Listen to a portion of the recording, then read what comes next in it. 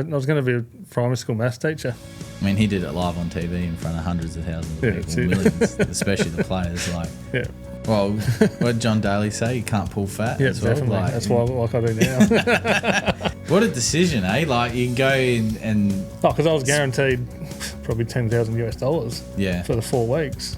There'd be times where if you put 50 of the top 50 men and 50 of the top 50 women together, it'd be a real mixed split in terms I think the ladies are better. Hi, lawn lovers. Ben, do you have a lawn at home? I do. What is it?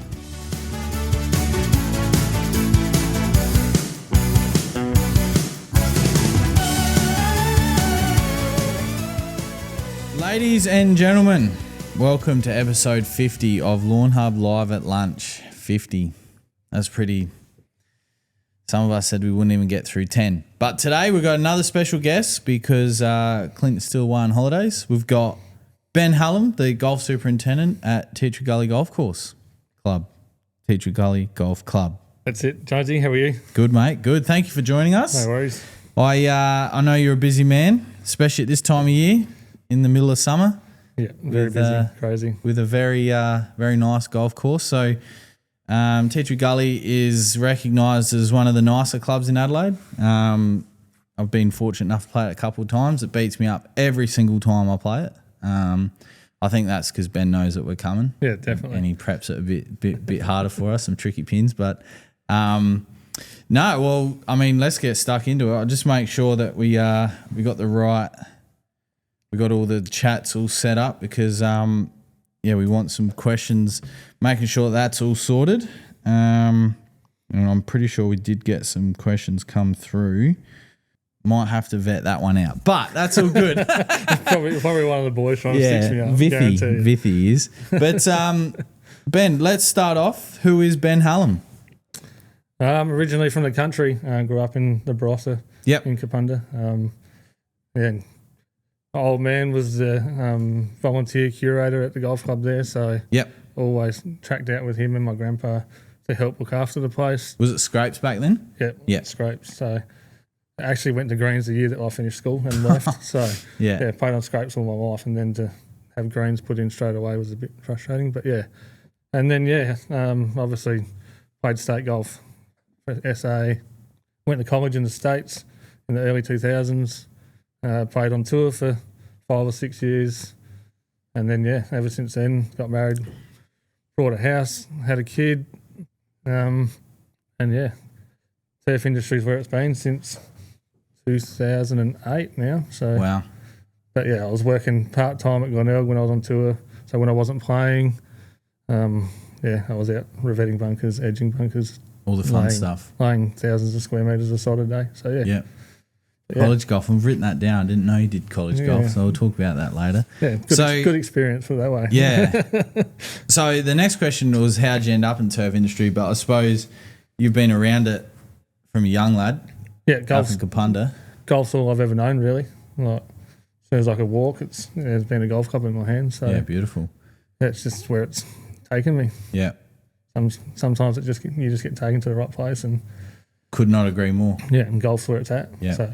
Yeah, I mean, and golf, I mean, there would, in most countries around the world, there wouldn't be golf without turf, right? No, definitely not. And I suppose if you've got an appreciation for a game, I suppose that's sort of where my love for turf come from, was cricket. Yeah. I remember getting our first cylinder mower and cutting in a cricket pitch out the back.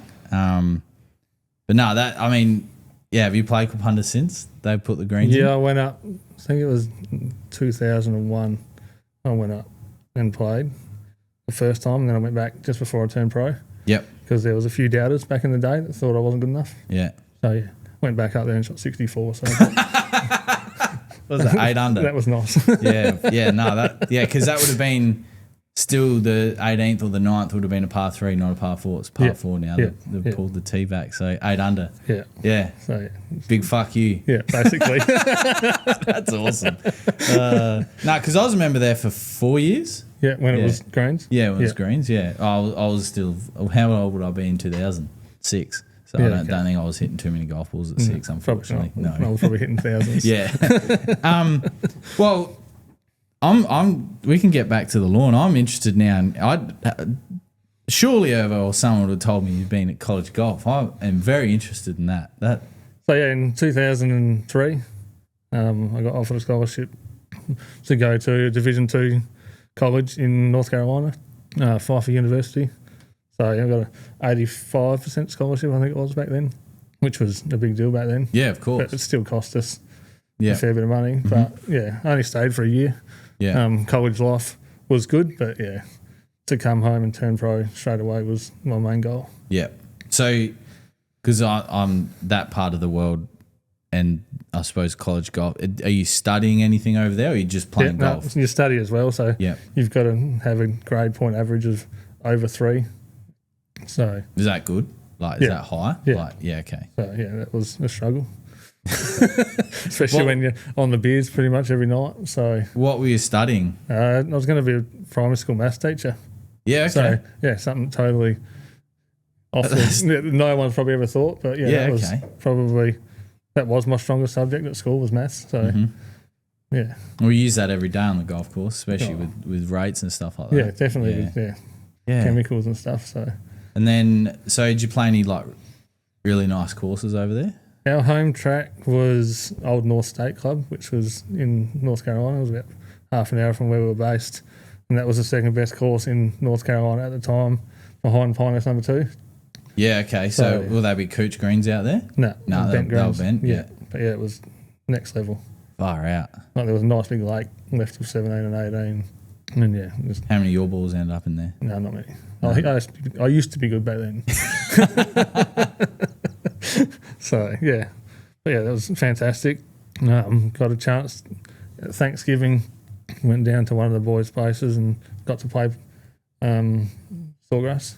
Wow. So, yeah, it's definitely a great experience. That would have been pretty good. Yeah. So, what, Thanksgiving, so that would have been just around prep time to get it ready for the players?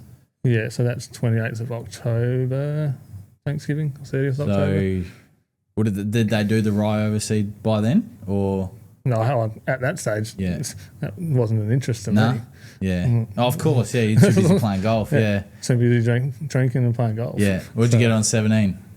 Well, we played it twice. Yeah. I made 3 the first day, but I hit 9 on the first day. Yeah. The second day was windy. I hit 6 on.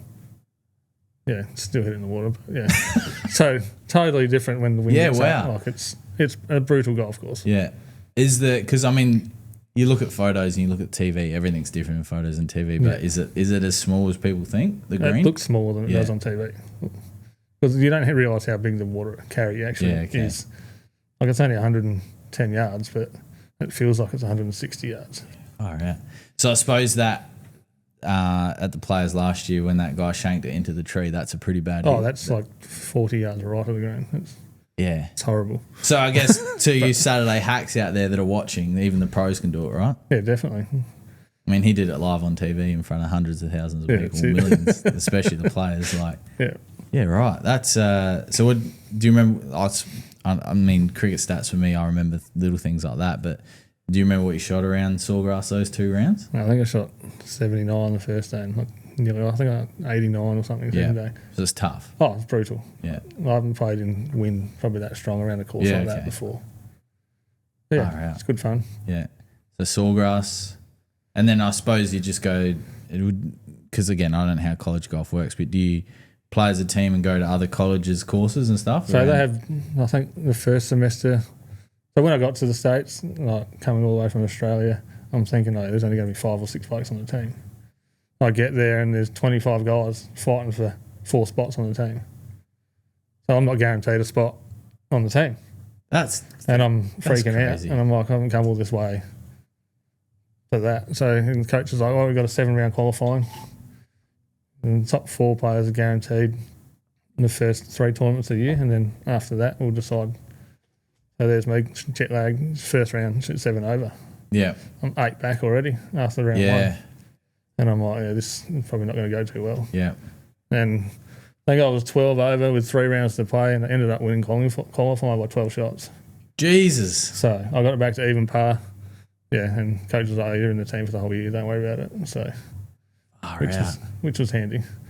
I suppose golf is one of those sports like you're either going to make it or you're not. Yeah. It's not like a team sport per se like footy where, players can be held up by the players around them, and you know, so and so is good on the pocket when so and so is in the middle, for example. Yeah, golf is very. Yeah, if you're not working your ass off, then you're going backwards. So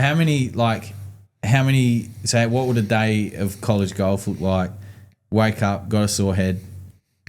Yeah, well, Monday, Wednesday, Friday had to be at the first lesson at 8 o'clock in the morning. So lessons would go from 8 till 1.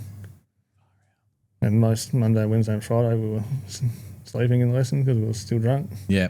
Which probably shouldn't say that. Mum and Dad probably won't be very happy.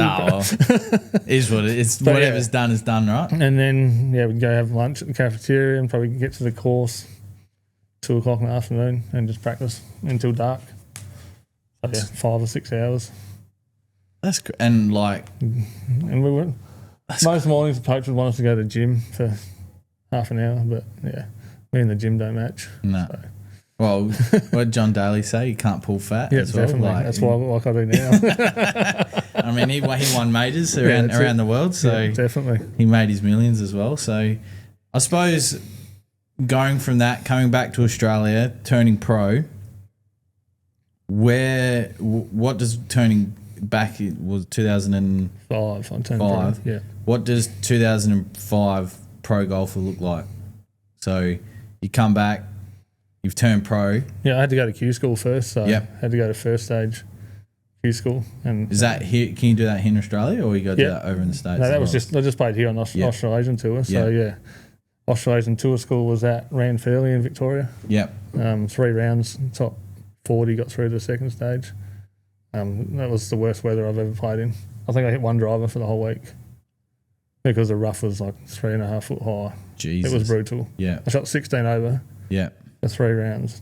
And I think I finished 24th or something. Far out. Yeah, it was brutal. Yeah. I think I only lost 1 ball for the 3 days. Some blokes were losing multiple, like 10, 15 balls. Far out. It was crazy. So then once first stage was finished, second stage was a couple of weeks later, which was at Peninsula King. Well, back then it was Peninsula, and now it's Peninsula Kingswood. So 4 rounds there. And I think the same thing. I hit 1 driver for the whole week and finished 25th or something.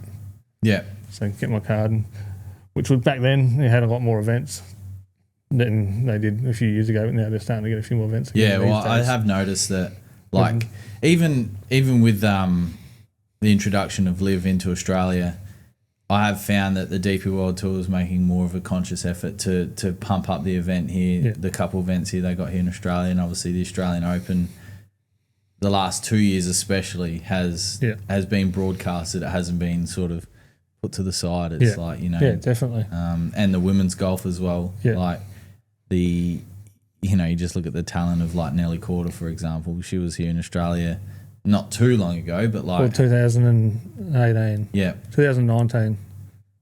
I think she won in 2018. At Grange? Yeah, and then it was at Royal Adelaide in 2019. Yeah. Because I caddied for a girl from America every year when she came over, so something else I do. Okay, now caddying, we'll put that down. Because caddying, I think caddying is... it's not something that, I suppose... If you were just a Saturday hack and you didn't watch any professional golf, but you just played golf for fun, you'd know of a caddy but wouldn't really understand what the work they do is like. You think like Steve Williams back in the day, the work he was doing for Tiger. Oh, like, definitely. That's more than a full-time job. No, it is. Like getting stuff ready. Obviously they had a falling out, whatever. Happened, but you hear about the stories that I don't think, if it wasn't Steve Williams, no one would really give a shit about. But like he talks about it and you go, caddies do that. Yeah. Like literally, it's not as easy as grabbing a yardage book and go, yeah, we got 170 in. Here's your 7-iron. Like go out that morning and walk the course just to make sure everything's right. Yeah. Did you enjoy caddying? Yeah, I loved it. Yeah. I think there was a time when she asked me to go to Asia to caddy for 5 weeks. So at the time I was working at Gully with Timmy. Yeah. And I went to Timmy and said, is it all right if I take 4 weeks off? I'm going to go to China, South Korea, Japan and Taiwan to caddy from Indy for 4 weeks. And he's like, yeah, no worries. I think it was 2 weeks later. Went back into Tim's office and said, oh, Tim, I just need to ask you need to talk to you about something. He goes, oh, you need more time off to go caddy. I said, oh, unfortunately, I'm resigning because I got the assistant superintendent's job at Teacher Gully. Yeah. So I never ended up getting to go. Oh, no. Asia. So I had to make a decision between the assistant's job at Teacher Gully or going to caddy for 4 weeks. So thankfully I made the right decision. Yeah. So it's turned out well for me now. Yeah. So what a decision, eh? Like you can go in and because I was guaranteed probably $10,000 yeah for the 4 weeks because it was guaranteed to get paid. Yeah. So 10% of I think minimum prize money was $6,500. Yeah. So I was guaranteed probably $10,000 for 4 weeks' work. Yeah. It could have been even more than that. Yeah, well, if that was the guaranteed amount, and she had a good because we'd 5 never weeks. finished outside the top 20 when I'd caddied for her. So yeah, it could have been 50, 60 grand. What year would have that been? 2018. 18. So 18? Yeah, because there's what just before COVID. Yeah, okay. Yeah, that old chestnut. Yeah. So that back then, because I mean I've only just come in probably the last. When did I get my handicap again? Yeah, just before COVID. Yeah. The tech and stuff that is in golf. So like yardage books versus rangefinders, right? Yeah. What I suppose, as you've been on both sides, you've been a pro golfer and a caddy for a pro. What's your stance for the guys and girls on tour? Stick to the books? Yeah. I think it would be quicker with a rangefinder, but I'm old school. Yeah. I'm not a big fan of the rangefinder. I'll use it because it's there, but I'd rather go with the yardage book. Is that because like you're old school? That's what you've brought up with. That's what you've learned. That's what you know. Yeah. Okay. Yeah. Because again, all I know is how far I can hit an 8-iron, right? So if I zap it, boom. You're right. It's quicker. Well, for me, it's quicker. It's definitely quicker for the amateur golfer that's playing at their home club. But I suppose, and it's different. And if you're relying to pay your next 3 months worth of bills, and you feel comfortable looking at a book for an extra 30 seconds, definitely. Then that if that's going to guarantee your bills are paid for the next 3 months. And I've got a really unsteady hand, so when in practice round, she'd be like, "Oh, how far is that?" I'm like, "Yeah, I think it's 165." She's like, "Just give it here." That's funny. So is she still on tour? Yeah. So this is her 10th year this year, I think. Yeah. So, and who was it? Lindy Duncan. So she finished 90th on the money list last year. So which will get her into pretty much everything this year. So what tour would she be on then? The LPGA. Yeah. Okay. Yeah. So yeah. Far out. So she was on there for 3 or 4 years, then lost her card, went back to the Symetra tour. Mm-hmm. Got her card back now. I think she's been back for 4 or 5 years now. Far out. So yeah. That's crazy. It is. Yeah, and I think, and like people talk about it all the time. They, they. I know in basketball at the moment there's a big talk between the NBA being paid a substantial amount of money and the women, but the women and the men's golf, there'd be times. Well, Lexi Thompson played on tour with the men last year, I think it was. There'd be times where if you put 50 of the top 50 men and 50 of the top 50 women together, it'd be a real mixed split in terms. Yeah, well, I think the ladies are better. Yeah, well, and because they, even if they do make the courses longer, their hybrid and 3-wood play is phenomenal. Oh, it's unbelievable. Like, they're hitting hybrids from 190 yards into 2 or 3 feet. Yeah. Whereas the blokes just bomb it down to and then just go and find it and then flick it on with a wedge. Yeah. It's different. It's a different game. Yeah. But it's still, it's. I think that it's probably one of the many sports that women and men together would be like. Well, they do it in the Australian Open. In the Australian Open, they do it with the comp they had at St Andrews and the other course, and they switch them around a few days and stuff. That sort of stuff. It's. Yeah, I'd prefer to watch the girls. Because they just hit it so much better. And better and just pure, and like they can I don't know. Like, obviously, I'd never seen professional golf before Liv came to Adelaide because, like, when Tiger last came for the President's Cup, I was playing cricket. So, yeah, like, I don't know what year that was. He came in 98 for the first one. I went to that. Yeah. But, you know, and, like, to see Tiger in the flesh now would be like, I'm done. I've completed who I want to see. I've seen him twice. I went to New Zealand in 2000 to watch him play the New Zealand Open. Far out. And I think it was the third round. He made the cut on the number. Yeah. And he teed off at 7 o'clock on the third round. And there would have been 50 people following him. Really? Yeah.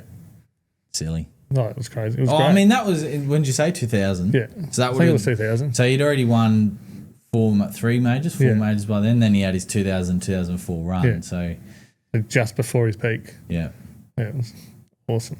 And then, what he did in 2019 was special as well, the Masters. Have you been to Augusta? No. It's on the list. Definitely on the list. It's got a... I'm sure there's some people I could talk to and try and go and work. Yeah. That'd be the ultimate. Yeah. Go and work at the Masters. That would be pretty special. I'd happily fluff up rough if I had to. I'd do anything. I would move pine straw. The pine straw needs to move 45 degrees. I'll do it. Yeah, I got it. Just stand it up so the ball sits better. Yeah. That'd be the ultimate. When we went to America, me, Geordie Sherritt and Sean Page went over for the conference last year. We were talking to Steve from Wingfoot, and he said the doors are always open.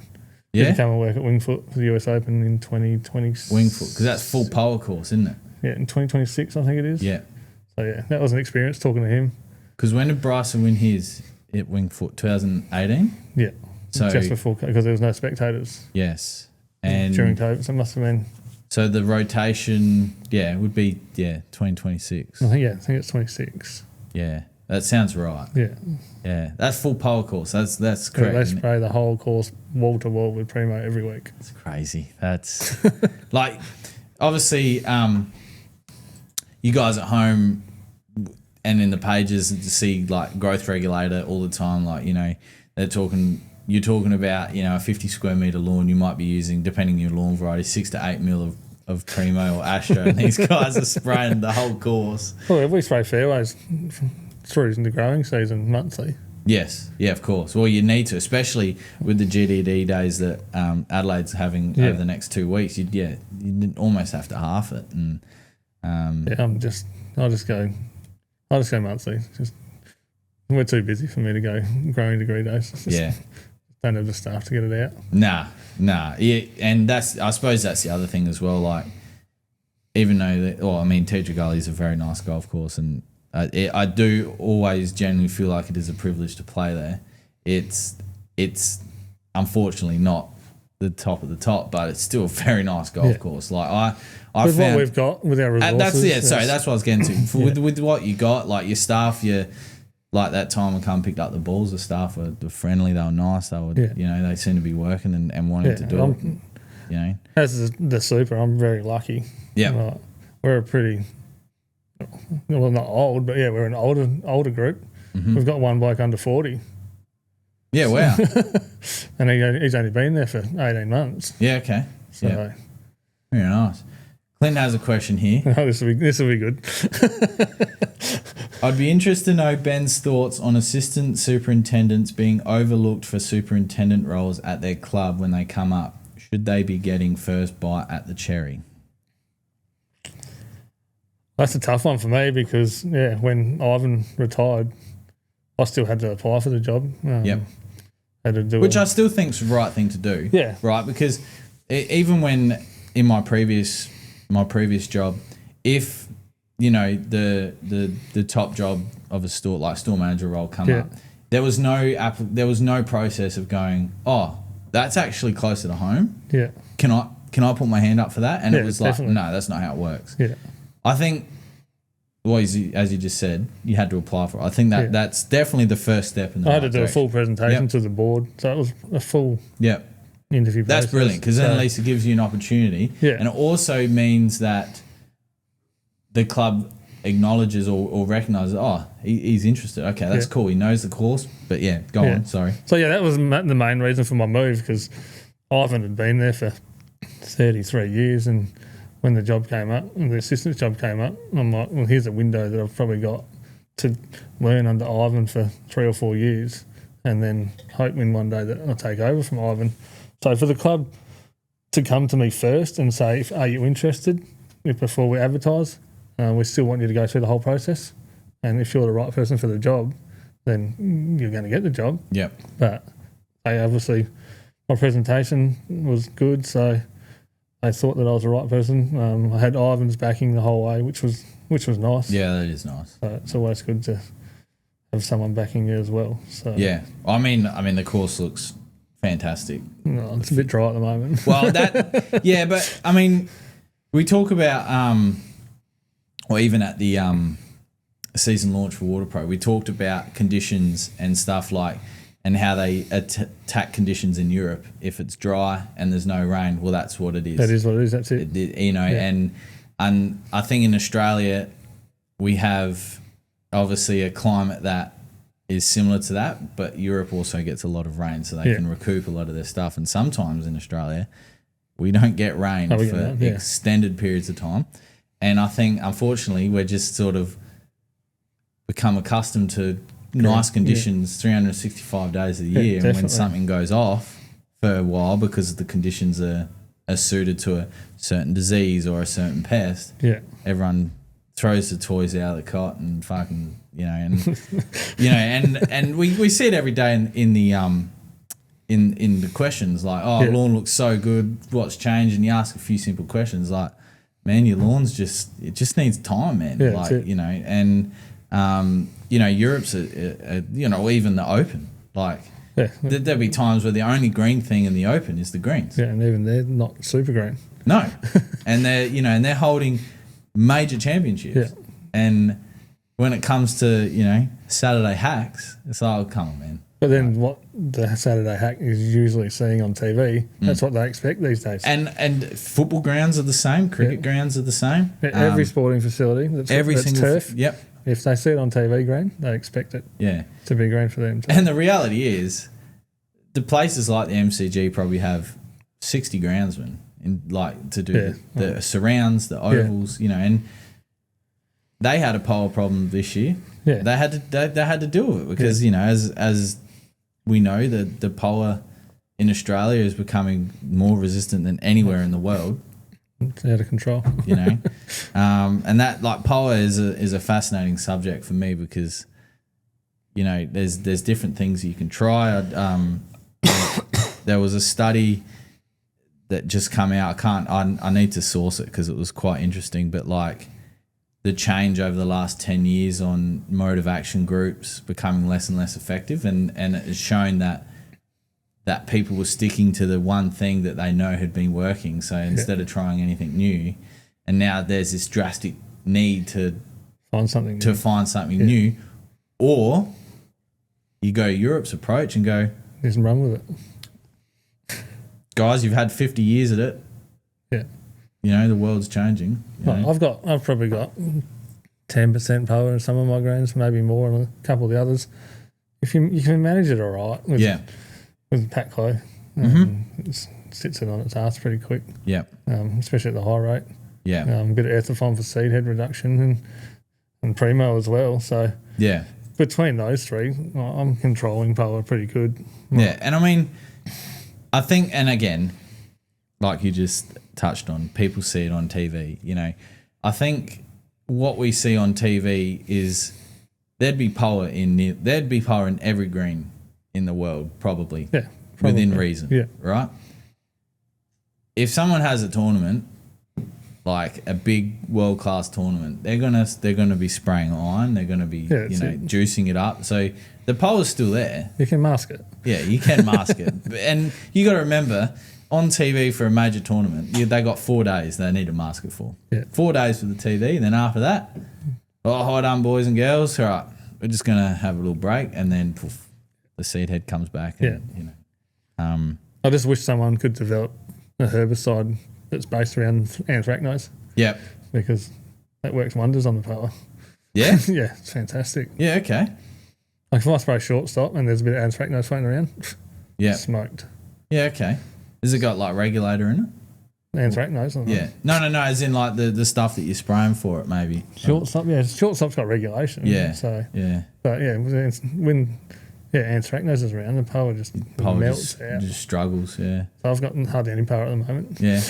That's good. And I mean, and power for, and we've touched on this before in when we've had other supers on and that the reality is you can't be spraying a pre-emergent on a green either. Like so you can't stop it that way. You can't it's really, I mean, it's like Power Cure is a pretty handy tool these days, but again, it's a tool so and expensive. And as Benno touched on, like you got to use it in moderation. You can't do this new product, let's go spray everything. Because it cost me $35,000 to do all my grains. Yeah, that's yeah, and like we talk about like Powercheck or Endothal being the market leader for such a long period of time, and now there is studies to prove that's having no in impact. My cooch. I spray Endothal through August, early September. Yep. Go out 4 times in a row. In my surrounds, in my cooch, wipes it out. Yeah. But on the grains. Yeah. Bounces back within 2 weeks. Yeah, and like I've had great success with Endothal, but I've only used it, I think, at Dad's place twice. That's it. Oh no, 3 times would be the and then that stopped it. But I'm not like spraying golf courses or sports fields for 5-6 years. It's know, and then so that's really good. But then obviously on broad acreage, multiple uses, POA, as we've spoken about before, is a regenerative plant. So the next seeds that germinate that survive that lot are now a different gene, and it just keeps mutilating and changing. That's why it's so difficult to get rid of, not only in greens and sports fields, but sometimes in the home garden. Then obviously, the next chemical came out, and as you said, it's $35,000 to do your greens, and then in the next, depending on how the chemical use in Australia is then used, because as we touched on in Europe, it's changing. Yeah. What's the next product going to be? Yeah, like $70,000, $80,000 to do your greens, and then what? Or have we, or it's a complete rebuild, and you rip your greens up. And complete rebuild, which if you're going to start from scratch, in times of changing so many variables, but you're looking at what, $60,000-$80,000 a green. Yeah. So probably more, because you're probably going to do construction while you do it. Yeah, and if you want to do any changes to like irrigation or and we talk about it all the time, it's a perfect time when you got big holes in the ground to change things and do all drainage and so similar to what Tim's doing at Lawnhub. Yeah, that's right. Perfect opportunity to do it. So yeah, and he's obviously upskilled his staff at the same time, which is a benefit for his staff and the course and the members. And we've got a message here from Ashley Stewart, Tea Tree Gully Golf Club member here. Jugs 13. Pittman, hello Daniel, and then apparently we're streaming on Clint's YouTube. That's good, or his Facebook. Did you know that? Okay, it's all good. All right. Well, there we go. Ervo says, "Hey Benny," and Mr. Mumble says, "G'day all," and Dylan. Dylan's not here. Dylan's probably pretending to chat or work. Nah, Dylan's all right. Sorry, Dylan. Oh, here we go. Actually, Dylan messaged me. Oh, thank you, Dylan. He sent me the questions from Instagram. He's a good egg. So you're back to Clint's question. Yeah, we went on a tangent there, didn't we? Definitely went off tangent. I think there's fors and against it. Yeah, like depends. Like if someone's been there for 15 years and earned the chance, like I can understand giving them a chance. Well, but then some blokes have only been there for 2 or 3 years and they still need to learn a fair bit. Of course, it's a tough one. Yeah. And I mean, I was probably lucky at the right time that everything went out right. And I mean, the other thing is as well, like if you've had, and it's probably not the right word, but if you've got tunnel vision on how you do things, and it's like, we've always done it this way. And you've got another guy or girl that's like, well, when we're at so and so course, we're having this sort of problem. We've changed this approach, and all it is an idea or someone to say something and go. Yeah. There's always an easier way to do something. Yeah. That's how I look at it. Yeah. someone's got an idea and it's easier, it's going to save you a lot of time. Well, and I say to the guys out here, like, we have a way that things need to be packed. Yeah. But if you find a way that's quicker, easier, and gets the same result, I'm all ears. Yeah, so like definitely, it's a no-brainer. Yeah, it's then up to the people that are giving, the people that are receiving that feedback, how if they're willing to take it on or not. And it's like, nah, we've always done it that way. Yeah. Well, hang on, I can show you. It's quicker, it's easier, and it gets the same result. You know? Yeah. I mean, it's always an interesting. It's one. a hard one, and I think, especially golf courses in Australia are a lot different to golf courses in America in terms of population, the amount of courses, and it's even different, even more different here in Adelaide. Yeah, because we don't have heaps of golf courses. No, and people don't move around very much. No, but when someone does, there's a domino effect. Yeah, chain and reaction. You get like 5 or 6 blokes will change jobs. Mm-hmm. So he'll go to here, and then before you know it, so someone retires and second in charge leaves, and then the super leaves from here and goes to there, and before you know it, there's 5 or 6 blokes that have jumped around. And you always find, and it doesn't matter what industry you're in, this happens in all industries. There will always be one person that's been slugging their guts for a period of time, and then they finally get their opportunity, and then 5 or 6 other blokes drop out, and then all these people get moved around, and that there's always that one person that's like, man, I worked 10 years to get where I am, and this bloke down the road's worked for 2 and he's got the same job. You need to take that with a pinch of salt, because that always happens. And, unfortunately, it unfortunately just things that happen. Yeah, well, that's how, same. That's what basically happened with me. I was at the right place basically at the right time. So, Menina says, "Hey, Benny." Menina, what a legend. Does she frequent out to teach at Gully at all? No, she was at Glenelg when I was at Glenelg. Yeah. So it's like, I left Glenelg to go to teach at Gully. So she was there for probably 12 to 18 months. Mm-hmm. Yeah, I definitely need to get Menina out to look at some of my stuff. Yeah. She, and we always say this as well, if you don't know, you don't know, right? If you don't know, you don't know, right? So each year I would spray my aphids on my roses, right? Each year I'd spray them because, well, they're ugly, right? So, and then she did the podcast with Clint and said, no, don't spray them because it's the same time that the larvae of the ladybug hatches and they'll eat the aphids. So I was like, okay, this year, didn't spray the aphids, right? 2 or 3 weeks later, I would have had about 1,000 ladybugs, larvae that had hatched all across my fruit trees, all out the front. And I was like, I've never seen that. Because it was the bug, I was like, I've never seen that bug before. Yeah. Like, and because I didn't know. Yeah, that's it. Yeah. You know, and then, we're always conscious these days, well, not all of us, but a lot of us are like, biodiversity this, biodiversity that. Yeah. What can we do? What can we change? And because there's some people that get on the glass Barbie in the Facebook comments sometimes and go, oh, you're doing this. It's not going to make a difference. Well, I've never seen, there's just one minor change. I'd never seen those bugs before at my house, and it turns out they were good ones. So, so get back on your glass Barbie. Yeah, that's it. Phil McCracken. Hi, lawn lovers. Ben, do you have a lawn at home? I do. What is it? Horrible. Nice. Nice. What is it, dirty kike, or is it? Well, the front yard doesn't exist. I've got a 40-foot pine tree out the front. Oh, that drops. Get rid of that. Yeah, but it's really good shade for the house. So yeah, of course. The front lawn is probably more broadleaf weeds than anything. Yep. And the back lawn, I've got a blue healer. So. Oh, yeah, rip. Yeah, so I've just made it bigger. I've now got 120 squares for him. So, yeah, he trashes it. Yeah. I mean, we have winter green kite mix. So, yeah. Yep. It is what it is. It is what it is. Yeah. What's your favourite lawn variety or turf variety? I'm a Santa lover. Love it. Yeah, it's pretty. I mean, it's pretty hard to go past it. I mean, there's been some really good hybrids brought to the market. We've got winter green fairways, yep, and they're pretty good, but they thatch up really quickly. Mm-hmm. Is that I'm assuming that's a characteristic of winter green? Yeah. Because I mean, Santa Ana, especially this time of year, we're starting to get scalping. Yeah. Starting.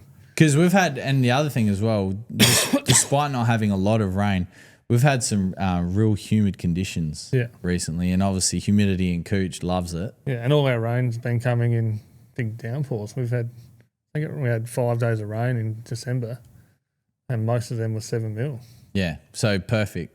Yeah. Like, perfect. Dollar spot everywhere. Yeah, good old dollar spot, yeah. And, like, I suppose that's one thing, especially that does happen sort of under the radar here in Adelaide, is that we're still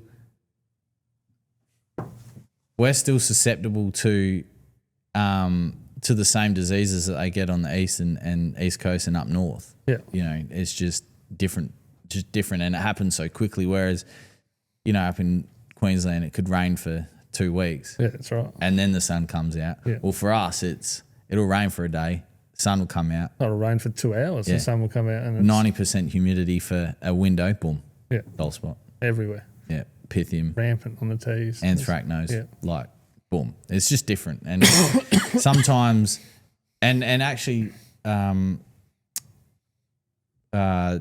was hot on this.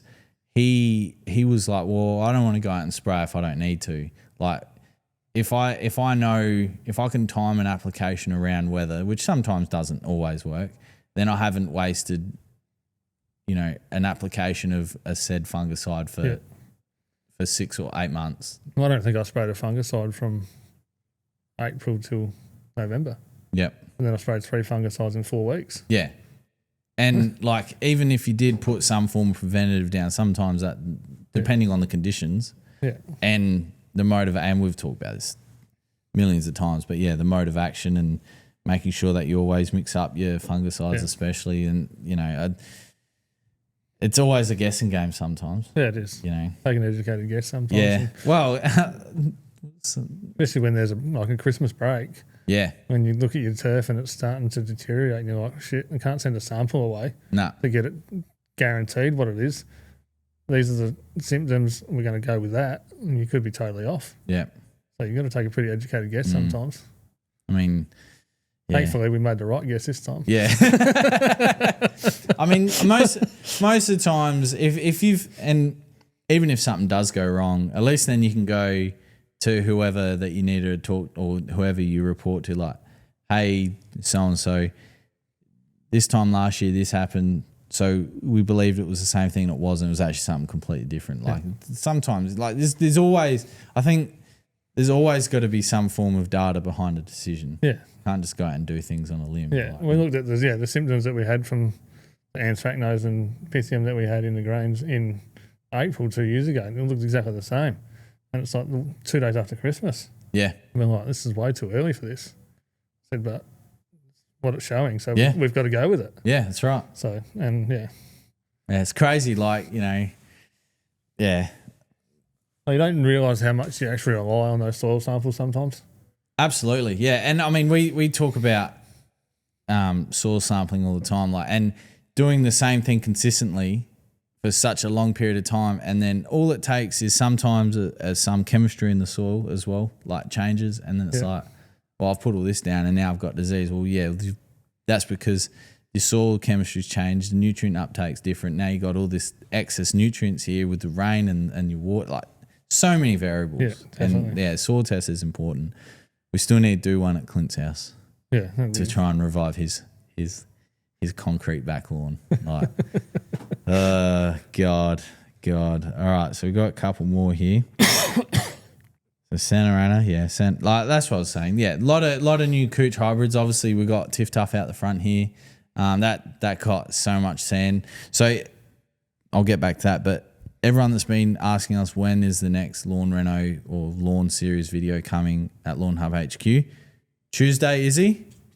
Tuesday is when Izzy's planning to release that. So Riley and I, Wednesday in the 34-degree heat out here, we spread about 3.5 ton of soil or sand over the top, and it was hard yakka. I forgot the wheelbarrow. One job, Jonesy. Yeah. One job. Well, I bought the shovels, the lawn leveler, organised the sand. What else did I organise? My labour. I organised most important thing. Yeah. And forgot the wheelbarrow.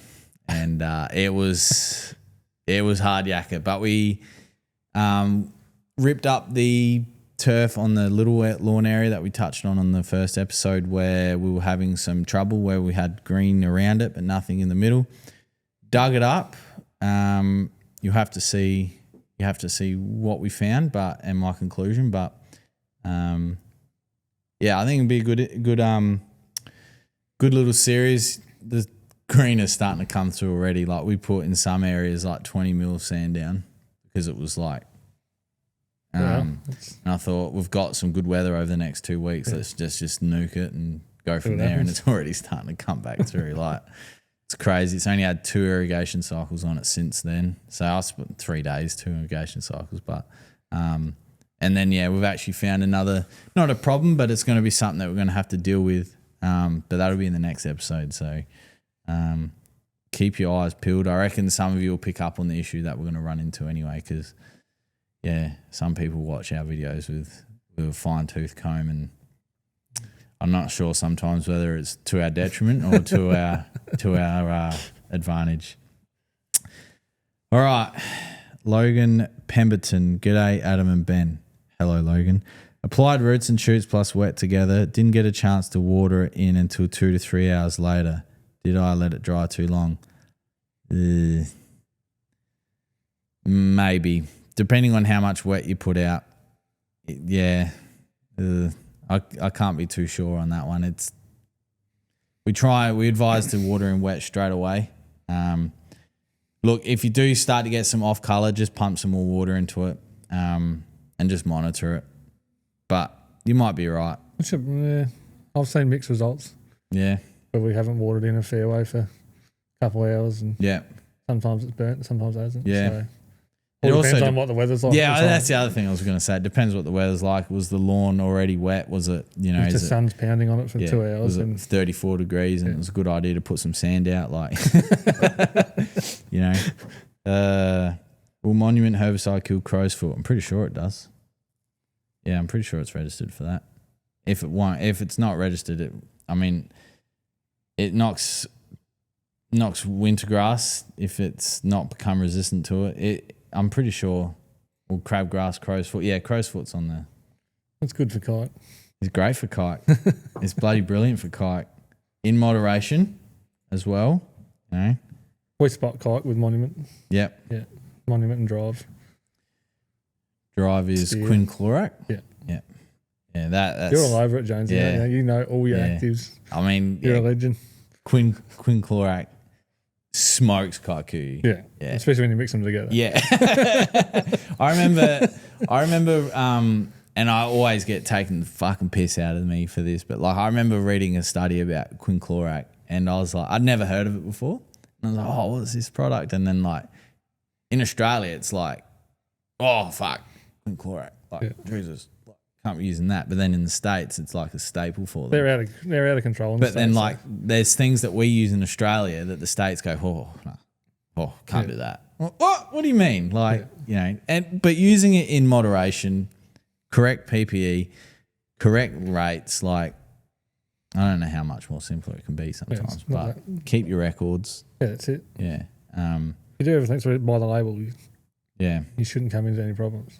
Is there much kike out at Tetra Gully? I don't remember really seeing much at all, to be honest. We're getting more and more. Mm-hmm. Like, all the houses around the border of course. are kike, so comes in pretty frequently. But I got one of my volunteers. He comes in once a week, goes out, and we put kikuyu flags out. All the members do. Yeah, orange flags. So and he goes out for 3 or 4 hours every Wednesday. Does he go and pick it, or is he spray? No, he sprays it with our hot mix. Yeah, okay, yeah, cool. And then he goes out and sprays the paspalum as well. Yeah. So is that a big problem for you out there? No, it's not too bad. Because our main problem in the past has been Parramatta grass. Yeah. Okay. Yeah. So, once that starts seeding, gets a bit. But obviously, the Parramatta grass, you've got the little crown. Yeah. You've only got to spray the crown, but. There's more that gets sprayed than the crown. Love that. Especially when you got your volunteer out. Yeah, of course. You've only got to spray a little. Yeah. And he just pumps it, and then before you know it, there's a 3 metre round circle dead. But yeah, what do you do about it? They're doing their best to help you out. Yeah, that's right. Yeah. You can't complain too much. No, especially in that sense, you know. It saves me having my staff to do it that's for right. 3 hours. So. And I mean, if they're willing to do it and they feel like they're contributing or being part of it. He's willing to do it. He gets there at 6 o'clock in the morning. Yeah, wow. Yeah. Loves it. Yeah, crazy. Yeah. Paspalum is one that we see daily in the comments. How do I get rid of Paspalum? Yeah, we don't have much on the course. We've just got one massive area in there on nursery. It's like, you might as well say it's a paspalum farm. Yeah. Like it'll be 300 square metres, just pure paspalum. Jesus. Yeah, I've nuked it with everything. It still comes back. Yeah, okay. Why do you reckon it's just in that spot? You turned it over? It's really wet. Yeah. Always okay. wet. Yeah. So Okay. wet 24/7 Yeah. for the whole year. It's way too much irrigation. The what's in that? Yeah. So where the nursery is. Yeah. And then the spare hole. Yeah, that spare hole, and you tee off back up the hill. 16. Yeah. Yeah. What is that cooch growing in there? Is that common cooch growing in the creek? Yeah. No idea. Because it was fucking green. Oh, it's out of control. It almost looks like it's saltwater cooch. Yeah, okay. Because we've got a bit of saltwater cooch in our grains. Yeah, okay. As well. Yeah. Have you trying to get that out at the moment, or? Well, they've done some blocking in the past, but it's pretty rampant. So I just spray nominate at light rate. Yep. Every 4 weeks. Mm-hmm. And it just sits at something else. Yeah, okay. Have you experimented with Pilex or anything yet? Not yet. I've actually got some. Yep. So I've got in the little syringe. Yeah. Yeah. Was it 0.25 of a mil? It's or something? crazy, isn't it? It's crazy because Sandy did an application of Pilex about 6 months ago. Yeah. Because I've got heaps of cooch in my ninth grade, like heaps. They did it for cooch and kike, but just I couldn't believe how good it was. Yeah. Like it was just. I just need to get a nice battery backpack sprayer. Yeah. I'm sure we could sort something out. Is that a hint? But yeah, I've got the ninth grain. It's got that much cooch in it. It's not funny. And that's our newest grain on the course. Yeah, it is. Yeah. So that was put in 2 weeks, well, ripped up 2 weeks after I started in 2018. But when we put it in, we stolonised it from a couple of the other grains on the course. Yeah. But the ducks. Oh, of course. The wood ducks. I loved wood ducks come in and just absolutely smashed it to smithereens. And the ducks on that, it must be the 15th, the one down the hill, over the dam there. We're hosing off 8 grains every morning before we cut at the moment. Is there much you can do to keep them off the green, or there's some old... Well, there's so much stuff they reckon you can use. Fungicides. Is it Thyram, I think? Mm-hmm. Andy was talking about it the other day. Okay. I don't like the taste of it, but mothballs, but... Mothballs. The mothballs don't work. Yeah, okay. We've made spinners out of milk cartons. Yeah, they don't care. No. I mean, once they get used well. to it, they'll be like, well... The Corellas are the next. They're due to come in anytime soon. They were out in the paddock here. There would have been 3,000 or 4,000. I know the boys down south are starting to get them. Yeah. Yeah. They make a mess pretty quickly. I should have taken a photo of the Corellas out in the paddock there. They were just... I was like, fuck, what's that? Like, because... I just looked out and it was all white, and I was like, what? "Oh, fuck, they're Corellas." And then I think a truck came past and put the air brakes on, and 3 or 4 of them will destroy the grain in an hour. I think we put in 35 plugs on our 15th grain the other day. Yeah, and that's nothing compared to what some of the other boys are having to deal with.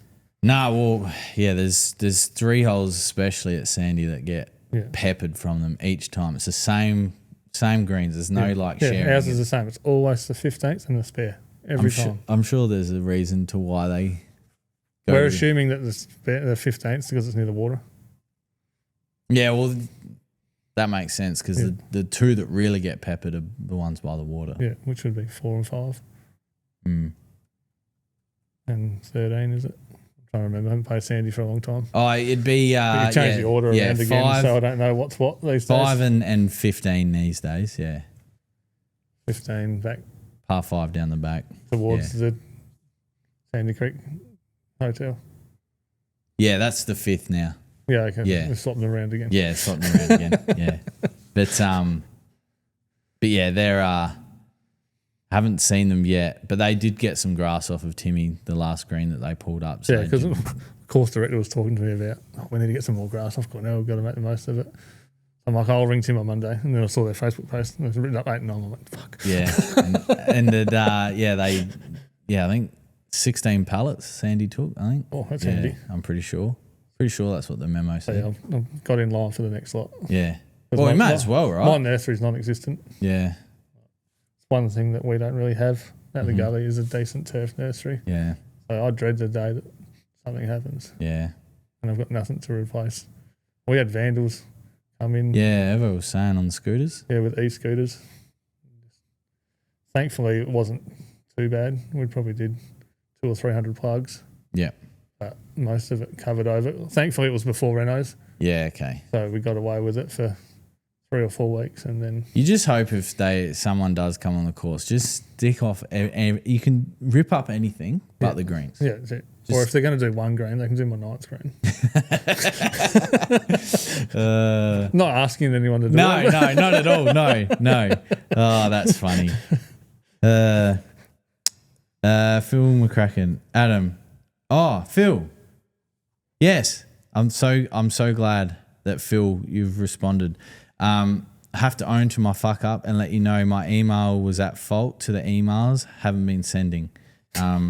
Yes, so 'cause last week Phil asked why I hadn't responded to his email, but I couldn't find it. So I'm glad we've cleared that up. Yeah, I did see that come through, so I will get to that before I leave today, Phil. All right, so we'll go to the. Oh, excuse me. Sorry. Excuse me, everyone. I'm just working. This is the freight company that picks up for Australia Post.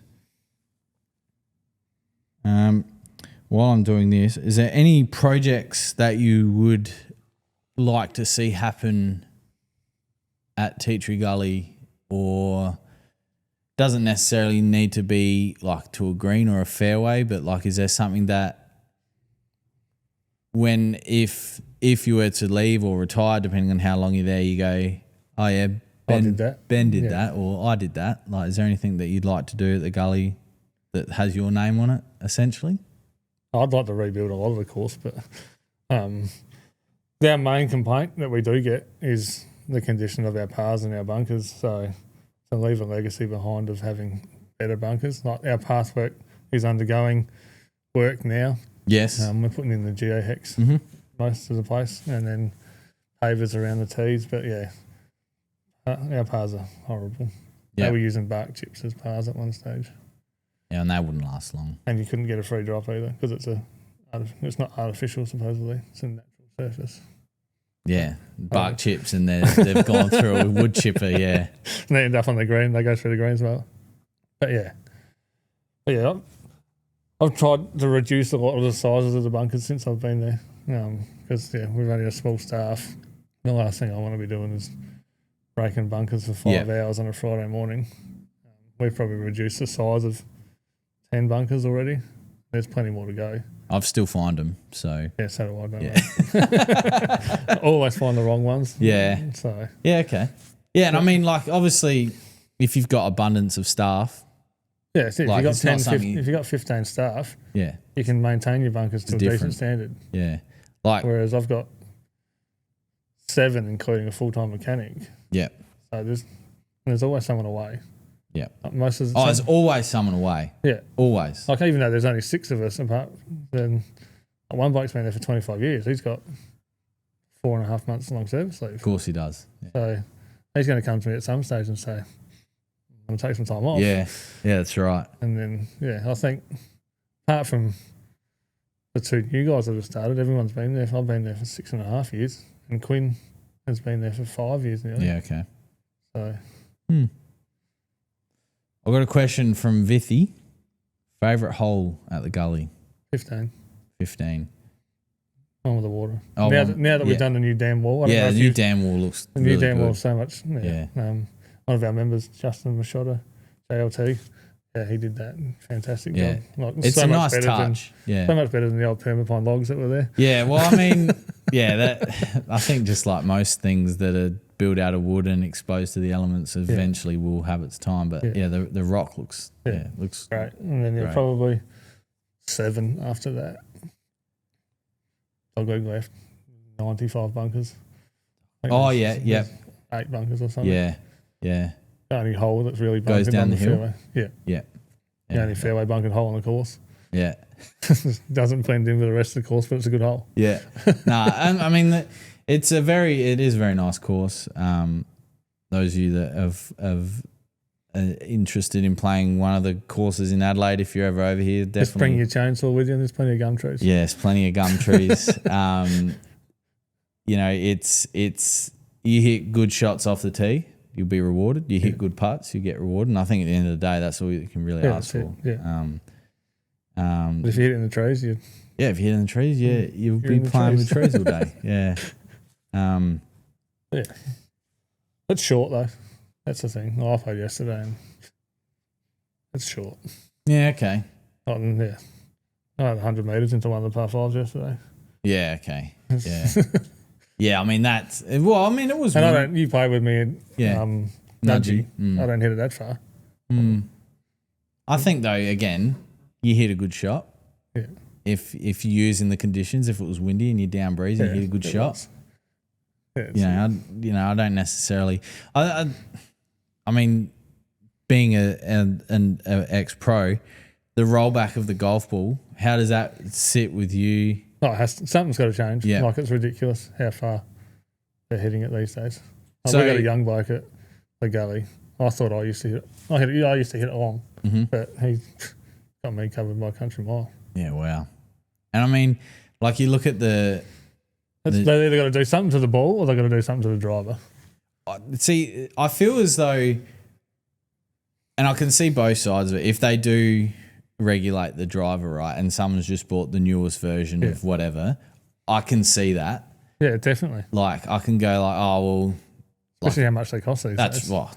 Like the new TaylorMade QI35 that came out, $1,200 or something. Looks sick, mind you. Like out of all of them that have come out so far, that's the best one that visually looking. No, the one I've got, that's my favourite. Yeah. The Paradigm. Yeah, same as Evo. Yeah, it is. I talked Evo into getting one. He bombed a couple yesterday at Grange. Yeah. Oh, God. You played again, did you? Yeah.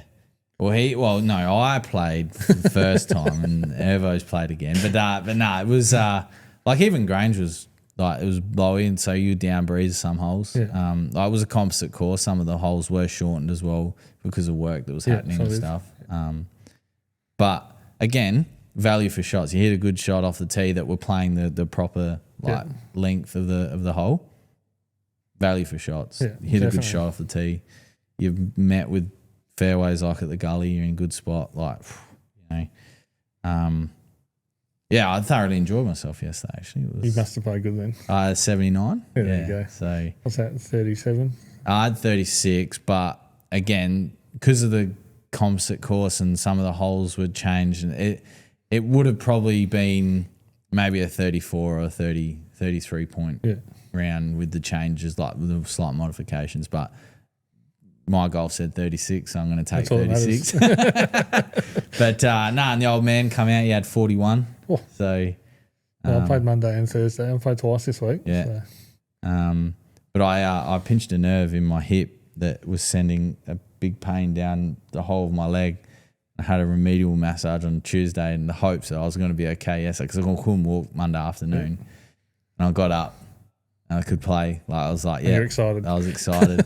And then, but I can, it's coming back now. So then got a physio tomorrow, hopefully sort it all out so I can keep playing golf because it's one thing that I look forward to each week. Yeah, you play every Saturday, don't you? Yeah, with the old man after his, he had his double bypass and it's like, well, fuck, something can be taken away that quickly from you. You know, like, we birdied the hole together yesterday as well. So he birdied it, I birdied it. He hadn't had a birdie for a long time. So he was, and Ervo probably didn't make a birdie. No, I think he had 3 birdies and an eagle. Ervo. Well, again, my golf said it was an eagle, so it was an eagle. A 300-yard par 5. It was a 299. No, it was a what was it? It's 332 metre par 5. Yeah, because they bought the tee forward because, work's going on. But my golf said it was an eagle. So, and like I said to Evo, you still got to make it. Yeah, you still got to do it. Like, it's not just because they brought, 3 or 4 tees forward doesn't mean you're guaranteed a low score. You still got to go out there and do it. Still got to get in the hole. That's exactly right. There's that many people that play the Gully off. Yeah, of course. And, you might not recognise someone's Instagram name unless your name's Ask Ervo. Yeah, that's it. But he's said here... Or very Clint. Yeah, or very Clint. Have there been many changes to the course layout that have been a byproduct of the houses, despite the course being there first? Not in my time, there hasn't. But, the third hole, which used to be a par 5, is now a 200 metre par 3. I hit 3-wood into that the other week. It was 230 metres. Yeah. The blue tee. So you played off the blues and the pin was at the back? All the way back and the pin was at the back. But the tee used to be up the top of the hill. Yeah. I mean, that'd be That was a great hole. Well, it's because I'm assuming the creek was still there. Yeah, so you didn't want to hit it too far. And I used to just hit 2 on back in the day when I played it as a par 5. Just hit 2 on. Yeah. Up near the green and chip and hope for your one putt. Is that the only hole that's really changed because of the houses? Or yeah, I reckon. That I know of. I know I'm not. 13 and 14 used to be a par 5 a long time ago. Okay. But I don't know if they changed that because of the houses. Yeah. And now it's a par 3 and a par 4. I mean, things also, layouts also change. But we've always got issues with houses. It's just so many balls leaving the property these days. Especially with new technology. People hit it higher, hit it further. Well, and the popularity of golf increasing since the vid as well. Yeah, the golf numbers, not only in Australia, but all around the world have picked up. And you just got to look at golf channels on YouTube it's crazy. Look at what Bryson's doing. Bryson, I must admit, I wasn't a fan of him for a long time. And I don't know why. Yeah. But since he dropped all his weight, I think he's just gone, that wasn't who I am. Yeah, definitely. I'm a mad scientist at heart. Yeah. But I'm not trying to chase a 450-yard. Like when he come out and said that he was going to drive that hole at the Masters, that. And when he was going to drive that hole over the water at some event. At Bay Hill. Yeah. Those sorts of places have, and whether you're into sport, whether you're into whatever, some things require respect. And saying something like that at the Masters was disrespectful. They said it was a par 68, didn't they? Yeah, that's just disrespectful. I'm sorry, it is. It's disrespectful because, again, as we've said before, you hit good shots, you get rewarded. Yeah. That's not necessarily the case at Augusta. No, definitely not. And you need to respect the course, otherwise it'll chew you up and spit you out. That's what it did. And that's what it did. I think he shot a 76 in the first round. But no, his social media, that house as well that he was hitting the golf balls over, that has been like a 3 or 4 year build project as well. Yeah. Did you see he had a fan do it for $100,000? Really? Yeah, and he hold it, shot 5. I was watching it this morning. No way. Yeah. Oh, that's wicked. Yeah. And even so my mate brought his kid to live. Yeah. And the way that Bryson was with his young son and the rest of the kids were there, it's fantastic. Just the way all the players are with the kids. Because there will be comments of people saying, they're being paid to. There's a difference between being paid to and engaging and with being the kids. Genuine. And getting down on their level, taking photos. Before that, my mate's son had no idea about golf, loves the Crushers. Yeah. Loves them, knows them all by name. It's not even the kids, it's some of the big kids too. Yeah, well, I thoroughly enjoyed it. To bring those sorts of names to Australia, that's what Americans don't understand. I've never seen a 47-year-old bloke run around trying to get everyone to sign his shit like one of my mates.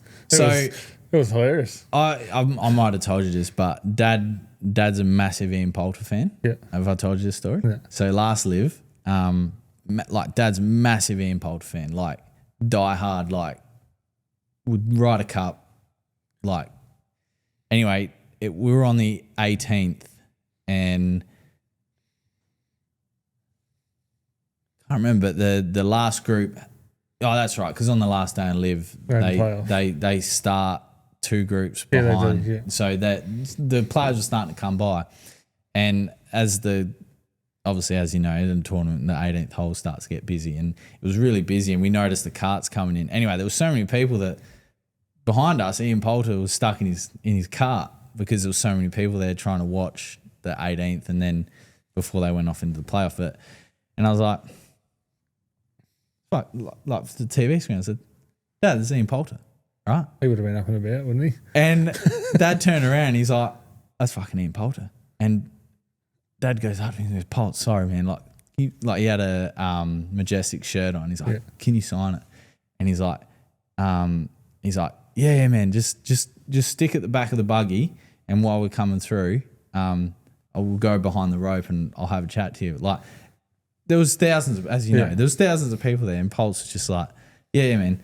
Anyway, then a volunteer got involved and started screaming at us, right? And as they do. And Pulse caddy, to his credit, come and said, no, love, like, shut the fuck up, and get the fuck away. Yeah. He's with me. And like, yeah, Dad spent, I don't know, maybe 30, 40 seconds with him, signed his shirt. Yeah. And like 2 years ago, he could have been in an urn, like, and now he's meeting Ian Poulter, signed his shirt. And like, Dad was like, you know, and how old was Dad? 60 something? Like, so it's not just the kids. Yeah, it's, you know, and. But some of them just seem so genuine about it. Yeah, too. And he was like, Poulter was great. Like, took the time. And Dad's like, you probably hear this a lot, massive fan, Ryder Cup. Yeah. That's all I got to say. And he goes, no, man, appreciate it. Anyway, I sent Poulter a message on Instagram and like message saying like, you might not remember. Yeah. It was busy. Explained, you know, what in Dad's story. And because I watched Rick Shill's video with Poulter, and Poulter said he replies to all, like, if he replies to something from his social media, it's him. Yeah. So I was just like, if he sees it, he sees it. He doesn't, he doesn't. And yeah, he replied and he said, that? And he's like, yeah, no worries, pal. It was fun. Like, it was cool. Like, thanks for coming out for the support and all that sort of shit. And I was like, you know, they don't have to do that. Yeah, that's it. They don't have to. You know, and yeah, so there's a difference, like you said, they're being paid to go and sign autographs, but the engagement that like, and it'd be massive. It'd definitely make you happier getting paid that much. No doubt, no doubt. And if you were in a cutthroat industry where your payment or your income was directly a result of your performance, and then someone offers you guaranteed, you want to come over here for 2 or 3 years for 40 mil? Where's the dotted line? Like, you know what I mean? And I know, and as a result of that, the purse went up on the PGA. Yeah. The DP World Tour's gone on. DP World, it's the Asian Tour's benefited from it. Asian Tour, like, it's just, you know, it's whether, you know, and they talk about like money is a big driver, but it's a big driver for everyone, regardless of what people think. Like, you know, if you can, and like I said before, if you can guarantee that your mortgage is going to be paid for the next 3 years, that's it.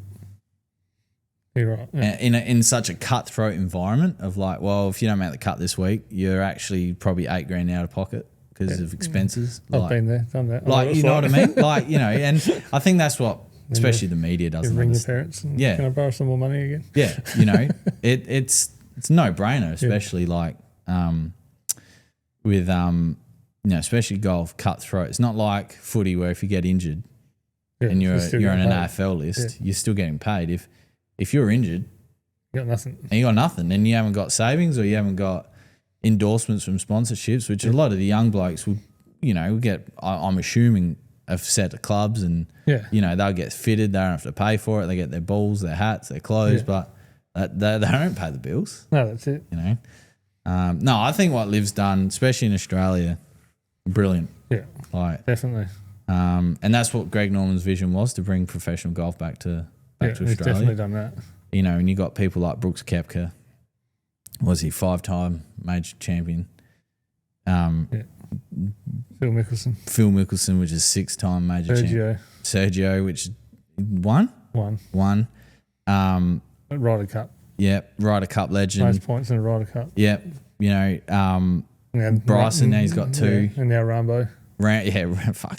So many names you forgot about Big Rambo, but even to just see Tyrrell, he's so good to watch. He's a legend. He I think last year I just followed him around for 2.5 rounds because he's like I was. He gets a bit hot under the collar. He and the media portrays him as this villain, right? But again, the conversations he was having with people after the round, the most genuine human being. Yeah, definitely. He just has white line fever, as do many of us, right? Yeah. Like when you're competing or you're doing something, you're serious. And yes, pushing a ball 3 foot to the right ends up here in the bunker and you got to get up and down to force a playoff, for example. Of course you're going to show emotion. Yeah. Like we're not robots. Yeah, especially if you know you got to get it up and down to make the cut so you can pay your bills.